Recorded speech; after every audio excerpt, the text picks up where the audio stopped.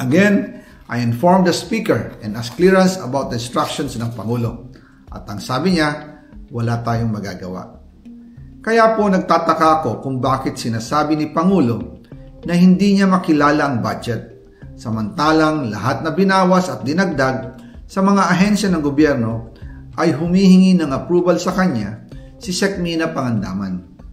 Bago namin ginawa o tinapos ni Senator Chis Escudero during the BICAM. Sinabi pa ni Sec. Mina, everything is cleared with the President. Basta importante, pasok ang pondo na request ng Pangulo. The following day, sinabi ni Sec. Mina, approve na si Presidente BBM sa lahat na binawasan na ahensya. Masaya na ang Pangulo dahil naipasok ang gusto niyang 100 billion insertion. Wala pong perang napunta sa akin. Lahat po ng insertion napunta sa ating Pangulo at Speaker Martin Romualdez.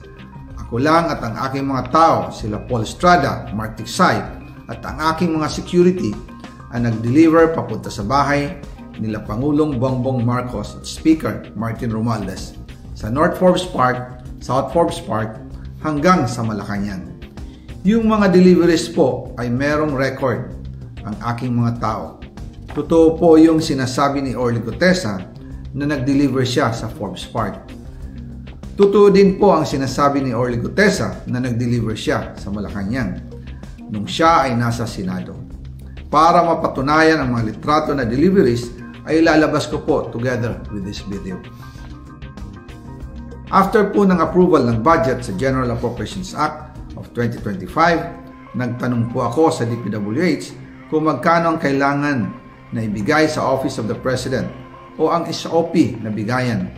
Ang sinagot sa akin ay 25%. Ang ibig sabihin nito, 25% ng 100 billion ang SOP na kailangan ibigay kay BBM mismo. In total, 25 billion ang napunta kay Pangulong Bongbong Marcos. Kaya ngayon ay hinahamon ko si Ombudsman Remulla kung seryoso talaga siya sa mga sinasabi niya sa kanyang press release na idadamay niya pati si Martin Romualdez kung magbibigay ako ng ebidensya. Patunayan niya ngayon ang pronouncement niya. Imbestigahan niya ang fraternity Brad at ang kanyang kaibigan na si Speaker Martin Romualdez kung talagang tutupad siya sa tungkulin niya. Imbestigahan din niya si President Bongbong Marcos. Sabi nga ni BBM nung SONA, let's do it right at mahiya naman kayo, hindi po ba? Nananawagan din po ako sa Senado na imbestigahan ang 100 billion insertion ni Presidente.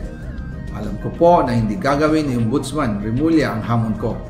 Pero magaling ang Senado sa imbestigasyon at ako ay naniniwala na dahil sa kanila lalabas ang katotohanan.